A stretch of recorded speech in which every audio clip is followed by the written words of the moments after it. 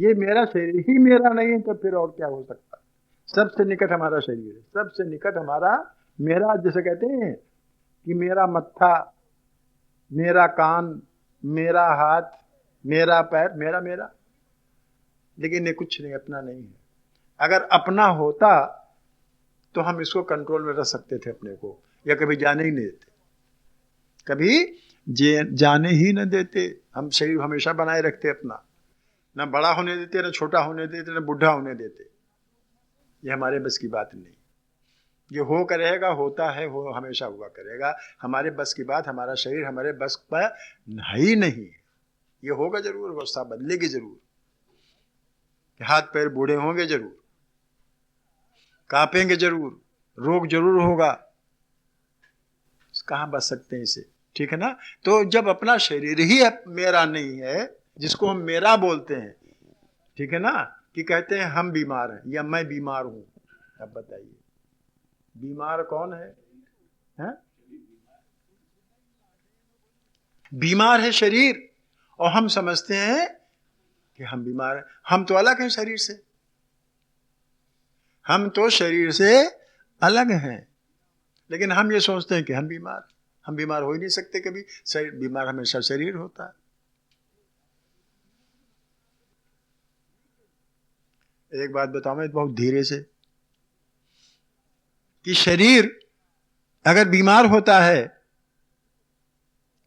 कोई कष्ट आता है शरीर में, तो अगर हम ये मान लें कि हमारे कर्म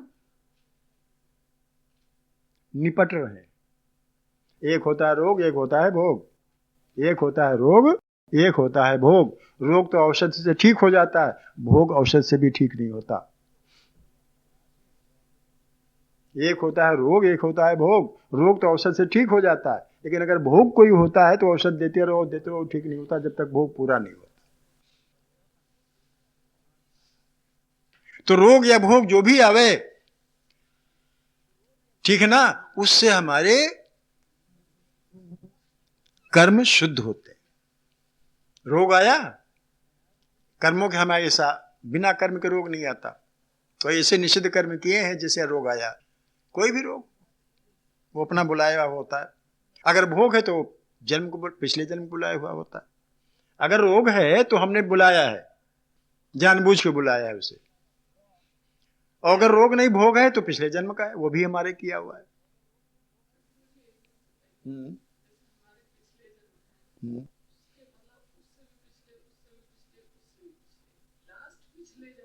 है प्रलय होती है तो कर्म मिटते नहीं है। वही हम बता रहे हैं, तो वही बता रहे हैं कि इसका कोई आदि अंत नहीं, तो क्या बताया जाए? जिसका कोई आदि ही नहीं है हुआ, इसका कोई तुक ही नहीं, कोई अंदाजे नहीं, कोई आदि ही नहीं है। आप समझ रहे हैं ना कि हमारा कभी न कभी जन्म रहा होगा, मगर वो इसका कोई अनादि है, आदि ही नहीं है। कब शुरू हुआ इसका कोई पता ही नहीं है। नहीं समझे? ये सृष्टि का क्रम कब शुरू हुआ ये कोई नहीं जानता। टीले जितना आप देख रहे हो सब, ये सारा प्रपंच माया का है। ये सारा प्रपंच जो दिखाई दे रहा है माया का प्रपंच है, प्रकृति का प्रपंच है। आप क्यों आए? और आप ना भी आना चाहो नहीं आ सकते हो। अगर ना आप आना चाहो तो नहीं आ सकते हो, उसी में लीन हो जाओगे, फिर नहीं आओगे कभी। लेकिन अब ये संसार ब्रह्मांड रचा गया, किसी कारण से रचा गया। ये ब्रह्मांड किसी कारण से रचा गया। अब आप कहोगे दुनिया न होती तो हम कहां से होते? अब दुनिया तो है, संसार है, तो आना तो इसमें है ही है। भाई दुनिया है, इसमें आना तो है ही है। अगर दुनिया ना हो तो फिर हम नहीं, कुछ नहीं। अगर संसार है, अगर ब्रह्मांड है तो आना ही आना है, और अगर ब्रह्मांड नहीं तो फिर नहीं आना।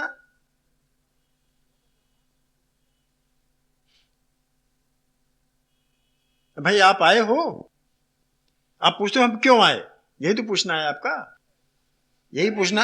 हाँ, पहली बार हम क्यों आए? हाँ, पहली ही बार क्यों आए? मतलब क्यों हम आज तक कोई नहीं जान पाया, न कोई जान पाएगा, क्योंकि ये ईश्वर तक की बात है। न आज तक ईश्वर कोई देख पाया है। अनुभव होता है, ईश्वर देखा नहीं जा सकता, ये उसकी माया है। इसलिए कोई नहीं कह सकता इसका कब आदि है और कब अंत हो।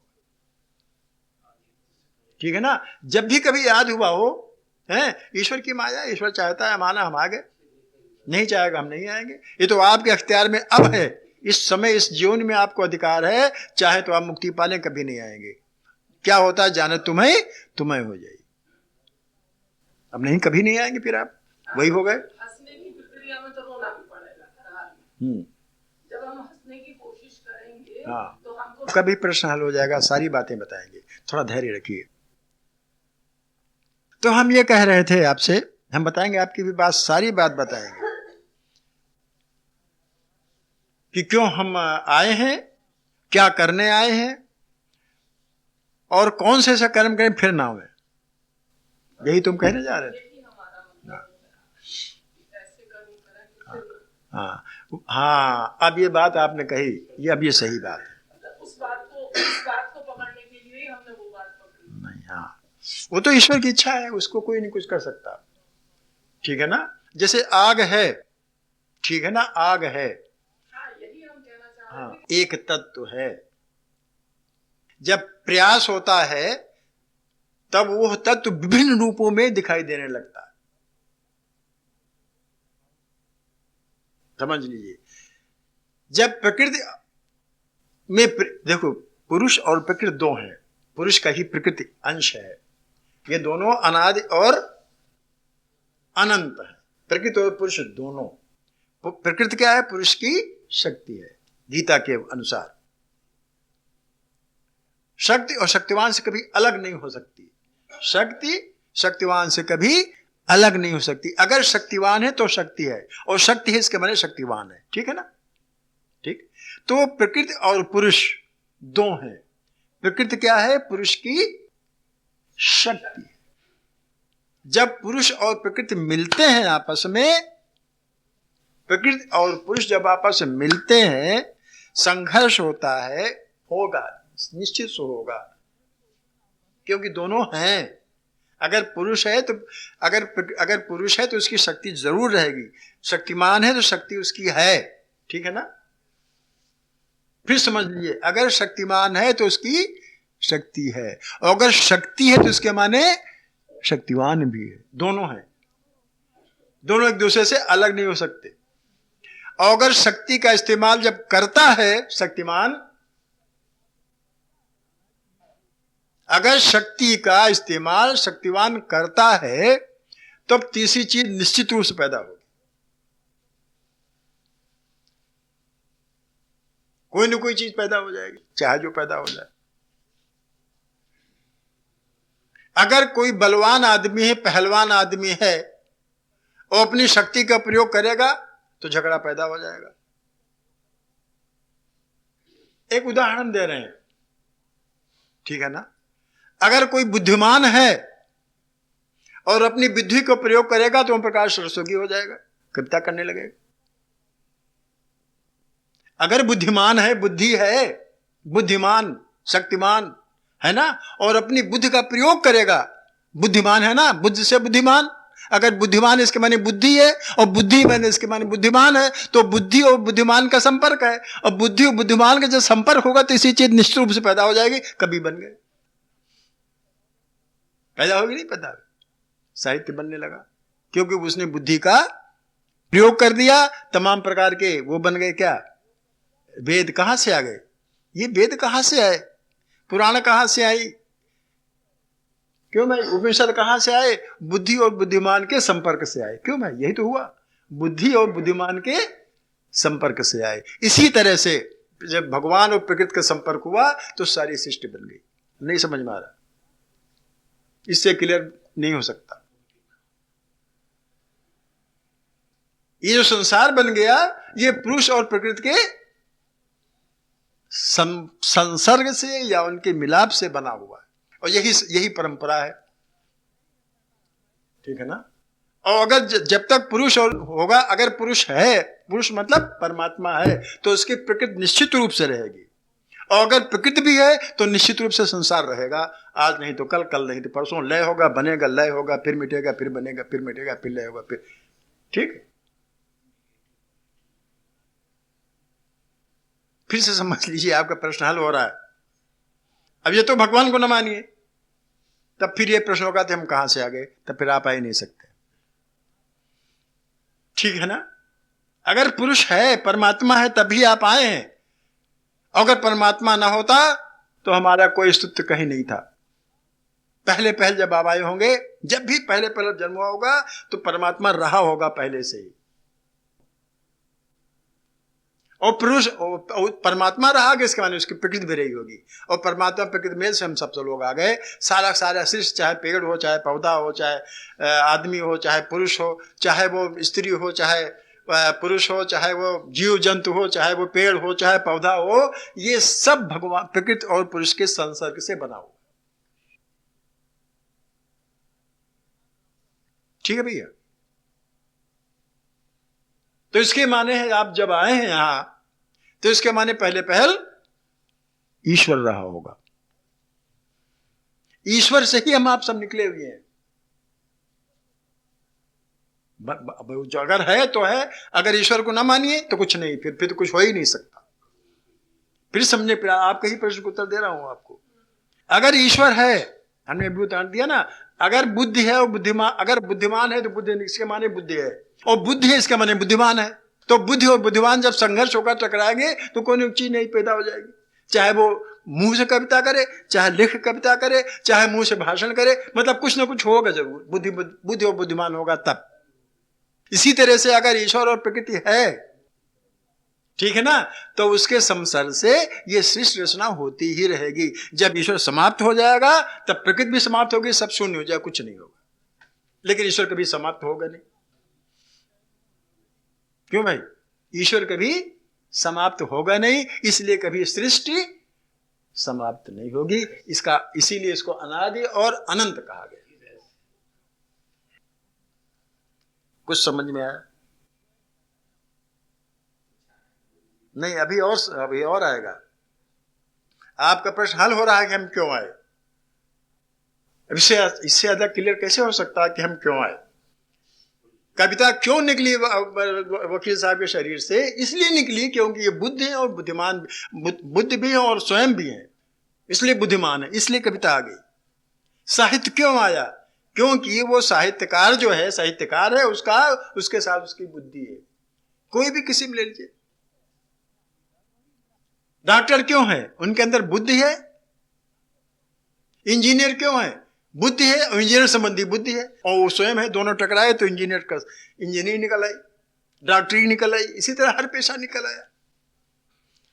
वो है इसलिए, अगर ना होता तो कुछ ना होता। इसीलिए कह रहे हैं कि ईश्वर है, और ईश्वर अपने आप में ये सब आप हमने कहा ना कि ईश्वर जो है वो स्वयं बन गया है। हम आप में सब में ईश्वर व्याप्त है। जैसे कुम्हार और घड़ा, कुम्हार निमित्त कारण है और घड़ा है उपादान कारण है। ईश्वर स्वयं उपादान कारण भी है, स्वयं निमित्त कारण भी है। वहां दो का कोई सवाल ही नहीं है? वो उपादान कारण भी है और निमित्त कारण भी है। वो कहीं से मटेरियल नहीं लाता कि हम सबको बना देता है, वो स्वयं में बन जाता है सभी। इसलिए हम आप सब बन गए। ठीक है ना भैया? वो स्वयं में निमित्त कारण है, स्वयं में उपादान कारण है। उसको कोई रॉ मटेरियल नहीं लाता बना करके, लो भैया सोना हमको बना दिया। वो स्वयं हम सब में आप में बट गया, और जिस दिन लय होती है स्वयं उसी में सब मिल जाता। इसलिए हम आप आ गए। हम ही आप नहीं आए हैं, बहुत चीजें आई। आप अपने को ही क्यों लेते? ये सारी सृष्टि, सारे तारे, सूर्य, चंद्रमा, ये जो ये आकाश गंगा दिखाई दे रही है, अनंत ब्रह्मांड है, अनंत है, इसका कोई अंत नहीं है। इसीलिए आज भी कुछ इसका कुछ नहीं है। तो ये प्रश्न नहीं उठता हम क्यों आ गए। ईश्वर बट गया, आप में बटा, हम में बटा, पशु में बटा, पौधों में बटा, पक्षियों में बटा, वस्तुओं में बटा, सब ईश्वर की महिमा है और दूसरा कोई है, ईश्वर के अलावा कुछ है ही नहीं है। ठीक है ना, इसलिए आप आ गए। ठीक, अब आप आ गए, अब आप स्वतंत्र है काम करने के लिए, और दूसरा योनि कोई स्वतंत्र नहीं काम करने के लिए। आप स्वतंत्र हैं, चाहे जैसे कर्म करें। ये अब विशेष व्यवस्था आपके लिए ईश्वर ने कर दी है। ईश्वर स्वयं आप में बट गया। देखिए, फिर समझ लीजिए, ईश्वर स्वयं आप में बटा हुआ है और आपको इस स्वतंत्रता सिर्फ मनुष्यों में स्वतंत्रता दे दी है कि चाहे पाप करो, चाहे पुण्य करो, चाहे जो कर्म करो, लेकिन भोगना स्वतंत्र आपका नहीं। और योनि में ऐसा है ही नहीं, वो सिर्फ भोग योनि है। सब जो उनके जिम्मे कर्म लिख दिया गया है वही कर्म करेंगे, दूसरा कर्म नहीं करेंगे। ये विशेषता आपको दे दी, इसीलिए आप आज पूछ रहे हैं हम क्यों आए। हम जो शब्द है वो हमने उलझ गए। हम ब्रह्मास्मि जो होते हैं वो कहते हैं कि हम ईश्वर हैं। हम मतलब ईश्वर से आप अलग तो है नहीं, हमारा कोई अपना कोई अस्तित्व नहीं, हम आए उदय वाली बात नहीं। ठीक है ना, कुछ तो क्लियर हुआ होगा। हाँ? नहीं, जब तक आप क्लियर नहीं होगा तब तक हम छोड़ेंगे थोड़ा नहीं। एक बात समझ में आ जानी चाहिए कि हम कुछ नहीं है, ईश्वर की एक एक एक स्फुलिंग है। जैसे आग की वो चिंगारियां होती हैं, इसी ईश्वर की चिंगारी है। अब चाहे जिस रूप में, चाहे पशु रूप में है, चाहे पौधे रूप में है, चाहे पक्षी रूप में है, चाहे जिस रूप में, मनुष्य रूप में भी उसी की चिंगारियां में एक है। इन सब में मनुष्य श्रेष्ठ है, बस ये कह लीजिए। इन सब सारी सृष्टि में मनुष्य श्रेष्ठ है, ये कह लीजिए आप। ये सूरज चांद सब वही भगवान ही तो, और क्या है, भगवान ही तो बन गए सूरज चांद। मटेरियल कहीं थोड़े लाए, सूरज बना दिया उन्होंने। ठीक है ना, तो दो बातें होती हैं, बस हम बंद कर दें। हम बहुत एक चीज छूट गई जो हम कहना चाहते थे आपसे। एक तो दो बातें हम कहते हैं जो आगे कहेंगे। एक तो ये कि ये साधन वाली बात, कि हम, ये बहुत अहम बात है। सब लोग साधना करना चाहते हैं और सोचते हैं कैसा साधन करें। बाबूजी अक्सर पूछते हैं कि साधन कैसा करें। एक बात तो ये छूट गई, और दूसरी ये जो आपने अभी पूछा कि ये कर्म कैसे कौन कराता है, तो एक उसका एक अकेला शब्द है, एक अकेली तत्व है, एक अकेली बात है, वो है अहम। ये अहम ही सारे कर्म कराता है। अब इसकी बात हम आगे बताएंगे। दो बात बता करके छुट्टी करते हैं। जो अब अभी रह गया वो भी ये सबके कल्याण के लिए है कि हम जो दुख भोगते हैं, अभी रोग की बात आई थी, कष्ट की बात आई थी। आधि और व्याधि, दो प्रकार के कष्ट हमारे अंदर होते हैं, आधि और व्याधि। आधि है मानसिक कष्ट, मानसिक रोग, और व्याधि है शारीरिक रोग। आधि और व्याधि दो प्रकार के हमारे अंदर रोग हैं, दो प्रकार के कष्ट हैं, दो प्रकार के दुख हैं। एक आधि, एक और व्याधि। आधि है मानसिक कष्ट, जो दिखाई नहीं देता, समझ में नहीं आता, लेकिन वो मानसिक कष्ट होता है। अस्पताल खुला है एक मानसिक वाला यहाँ। और दूसरा होता है व्याधि, जो शरीर दिखाई देता है, रोग रूप में आता है। ठीक है ना, तो रोग रूप में आता है। इसका आप एक तरह से सुन लीजिए कि कैसे इसको हम भोगें। इसका विज्ञान क्या है। दो बात हम छुट्टी कर देते हैं। कोई भी रोग आता है तो कर्म के हिसाब से आता है। कोई भी जो रोग आता है तो अपने हमारे निजी कर्मों के हिसाब से आता है। ठीक है ना। अब ठंडा पानी पी लिया, उससे गरम गरम चाय पी, ठंडा पानी पिया, गला खराब हो गया। उदाहरण बताया। बहुत लोग आजकल हमारे पास आ रहे हैं, क्या हुआ, ठंडा गरम गरम पहले ठंडा पानी पिया और फिर गरम चाय पी ली, गला खराब हो गया। इसी प्रकार रोग बढ़ जाते हैं। जुकाम है, सर्दी है, मना करते हैं नहाओ मत, सुबह उठकर ठंडे पानी से नहा लिया, ठंडा हो गई, सर्दी हो गई। या रोज ठंडे पानी से नहाते यार, गर्म पानी से नहा लिया, बिगड़ गया। ज्यादा खा लिया, पेट बिगड़ गया। कम खाया, स्वास्थ्य बिगड़ गया। असंतुलित भोजन किया, बीमारी आ गई। तो ये सब अपने कर्म से होती है ना। ये सब रोग जो होते हैं, व्याधि, ये अपने ही कर्मों का।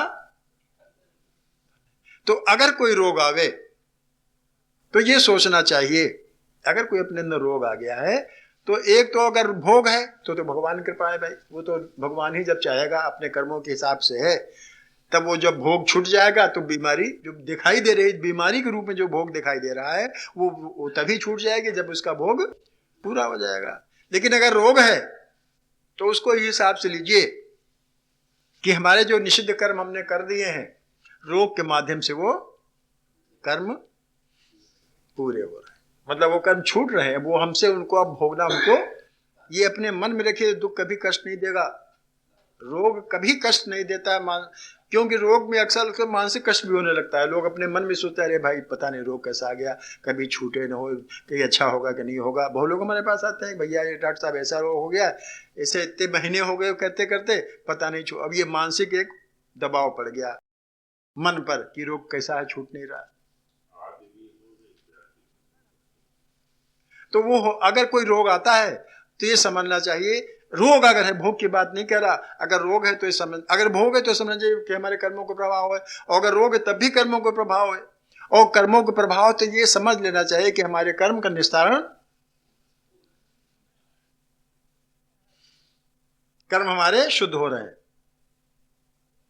ये समझ करके उस रोग को इलाज तो करना पड़ता है, लेकिन मन में एक बात समझ लेनी चाहिए कि ये हमारा निस्तारण हो रहा है। और दूसरी एक बात और है, रोग जब आता है तब समझ में आता है कि जैसे हमारे ऊपर कष्ट है तो दूसरे के ऊपर जब रोग आए तब भी ऐसा ही कष्ट होता होगा, तब विनम्रता आ जाती है फिर, ठीक है ना। जब अपने ऊपर कष्ट आता है ना, जैसे हम डॉक्टर है सुई लगाता है दूसरे को, जब अपनी सुई लगती समझ में आता है कि ऐसा कष्ट होता होगा, ठीक है ना। तो जो हमारे सुई लगती है तो हम तो आह करते हैं, दूसरे को सुई कोच देते हैं, हमें कोई आह नहीं होती। तो जब रोग आता है अपने ऊपर तब दूसरे का कष्ट समझ में आता है, तो ये मन के विकार निकलते हैं धीरे धीरे करके। तो ये ना समझना चाहिए रोग हमारे पास आया है तो रोग हमको शिक्षा देने आता है, जैसे तुम्हारे ऊपर कष्ट हो रहा है वैसे दूसरे को भी कष्ट हो रहा होगा। तो इसमें विनम्रता आती है, अपने अंदर एक प्रकार की नम्रता आ जाती है कि दूसरे कष्ट भोगने में उसकी सहायता करते हैं, भाई तो ठीक है, अपने समझ में आता है कि हाँ तुमको भी यही कष्ट होगा। तो रोग को इस रूप में लेना चाहिए, कर्म शुद्ध होते हैं, मन शुद्ध होता है और विनम्रता आती है अपने अंदर। तो ये रोग को अगर इस प्रकार लिया जाए तो रोग फिर दुखदायी नहीं लगता। अगर ये सोच लिया जाए रोग जो आया है ये हमारे कर्मों से आया है, पता नहीं कैसे कर्म किए, खाने पीने में कुछ गड़बड़ किया है इसलिए हो गया है, और ये जो हमारे जो कर्म जो बिगड़ गए, मतलब जो जिन कर्मों की वजह से ये रोग आया है वो कर्म का निस्तारण हो रहा है, वो कर्म शुद्ध है हमारे। एक तो ये भावना बना लेनी चाहिए, दूसरी ये भी भावना बना लेनी चाहिए कि मन जो है इसे शुद्ध होता है। दूसरे कष्ट जब हम देखते हैं तो हमारे मन में उसके प्रति कि हमारे ऊपर भी ऐसा कष्ट हो चुका है तो ऐसे उसको भी कष्ट होता होगा। तो मन भी, जो मन के जो अंदर विकार होते हैं, दूसरे के प्रति अश्रद्धा जो हो जाती है, दूसरे के प्रति जो घृणा होती है, दूसरे कष्ट दे करके जो अपने पर कष्ट बीत चुका होता है तो उसके प्रति श्रद्धा। तो इस पे अब नहीं कहीं नहीं बढ़ते जाएंगे, 10:15 बज गया, 10 बजे करना चाहिए। बहुत अच्छा विषय है, अगली बार हमें यहीं टोक दीजिएगा। ये भी और इसके बात में बात करनी है कि क्यों हमें दुख होता। अभी आपने दुख की बात बताई ना कि दुख क्यों होता, हमें कष्ट जब झेलते हैं तब दुख क्यों होता है। अगर हम ये मान लें कि दुख भगवान की दिए हुए भगवान स्वरूप दुख है, कभी कष्ट नहीं होगा। साधना के लिए एकाग्रता चाहिए, लेकिन ये काम क्रोध लोभ मोह जितने हैं ये एकाग्रता नहीं लाने देते। कोई न कोई समस्या निश्चित रूप से मस्तिष्क में बनी रहती है, दिमाग में बनी रहती है। तो साधना अगर ध्यान लगाएं भी, मौन साधें भी, तब मुंह तो बंद रहता है, आंखें बंद रहती हैं, लेकिन मस्तिष्क या मन चला करता है। तो फिर ध्यान काहे के लगाएंगे, कैसे ध्यान लगेगा। तो साधना बिना कुछ कंट्रोल किए बहुत मुश्किल है। प्राणायाम से थोड़ा सा कंट्रोल करना आसान हो जाता है। तो इसलिए हमने आप सबसे कहा था कि भाई अगर साधना है करनी है तो प्राणायाम से आरंभ कर दें, फिर आगे हम बताएंगे कैसे आगे क्या करना है। और इस बीच प्रयास ये करें, कोशिश ये करें कि जहाँ तक हो सके तहाँ तक विकारों से दूर रहें, क्योंकि जब मन में विकार रहते हैं ना, तब ये साधना या उपासना जो कुछ आप कहते हो नहीं हो पाती। साधना, साधक जो होता है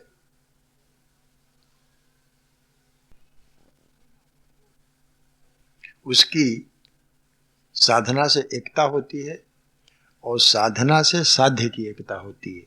2 मिनट के इसके बाद बताते हैं। साधक की साधना से एकता होती है और साधना की साध्य से एकता होती है।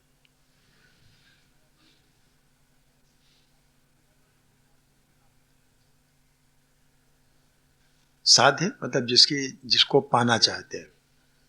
बाबू जी सुनिए, आप बराबर बात करते हैं साधना की।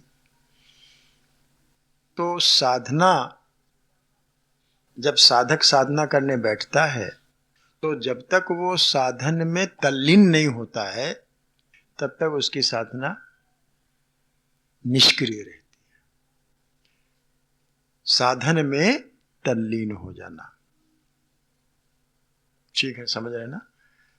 और तल्लीनता तब तक नहीं आएगी जब तक मन और मस्तिष्क दोनों शांत ना हो। तल्लीनता तभी आती है, जैसे आप कोई अब वो कविता लिखते हैं वकील साहब, तो जब तक उसमें तल्लीन नहीं हो जाते तब तक कविता बन ही नहीं सकती। आप अगर कोई जेवर बनाते हो तब जब तक उसमें तल्लीन नहीं हो जाओगे, एकदम उसमें तदाकार नहीं हो जाओ, तब तक अच्छा बन ही नहीं सकता। दिमाग का अलग कहीं ठोक पीट अलग रहे हो तो अलग पीट जाएगा कहीं। दिमाग और ध्यान दोनों लगाने पड़ते हैं, तल्लीन होना पड़ता है। ठीक इसी प्रकार से अगर साधना करना है तो साधन में तल्लीन होना पड़ेगा। और जब साधन में साधक तल्लीन हो, मैं एक विधा बता रहा हूं साधना की, और जब साधक साधना में तल्लीन हो जाता है तब वो साधक नहीं रहता, मात्र साधना रह जाता है। स्पष्ट हो रहा नहीं उसका? जब साधना में साधक तल्लीन हो जाता है, तदाकार हो जाता है, ठीक है ना, तब वो साधक नहीं रहता बल्कि वो साधन ही हो जाता है, ठीक है ना। और साधना हो, जैसे ही साधना बन जाता है, वो स्वयं साधना बन जाता है। और साधना बनते ही फिर वो सिद्धि में जो साध्य है उसमें तल्लीन हो जाता है। हमने कहा ना, साधना और साध्य जो होती है उसकी एकता होती है, उसकी एकता होती है। तो जैसे ही साधना में तल्लीन हुआ, वो साधकपना उसका हट गया, अर्थात मैं साधक हूं, यह हट गया। अर्थात मैं साधक हूं या मैं साधना करता हूं, ये निकल जाता है दिमाग से, स्वयं साधना ही बन जाता है वो। तब वो साध्य में तल्लीन हो जाता है, ठीक है ना। तब हमने कहा ना, साधक और साधना में एकता होती है और साधना की साध्य में एकता होती है। तो जैसे ही वो असाधकपना उसका खत्म हो गया, उसका मैंपन समाप्त हो गया, तो वो साधना बन जाता है और साधना बनते ही वो साधक में समा जाता है।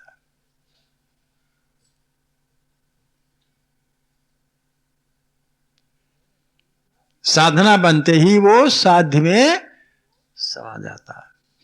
हमने बताया ना, साधना और साध्य की एकता होती, तो वो साध्य बन जाता है। जानत तुम्हें एक ही चौपाई है कि सोई जाने देव जो जनाई, जानत तुम्हें। जैसे ही साधना बना, वो साधक पना हटा, ठीक है ना, तो वो साधन और साधक चूंकि एकता होती है, दोनों एक हो जाते हैं। जानत तुम्हें उसी में मिल जाता है, उसी में मिल जाता है। तो ये एक लिंक है, ये एक तरीका है साधना करने का। जो भी साधना करें आप, जैसी भी साधना करें, जिसकी भी साधना करें, अपना एक साध्य निश्चित कर लीजिए, ठीक है ना। अब एक उदाहरण के लिए, जैसे हम सत्संग करते थे, कोई नहीं जानता था, 2-4 लोग जानते थे, ठीक है ना। उसके बाद विजय बाबू को मालूम हुआ, आए, ठीक है ना, तो हमारा उनसे संपर्क हुआ। अब विजय बाबू का बाबू जी से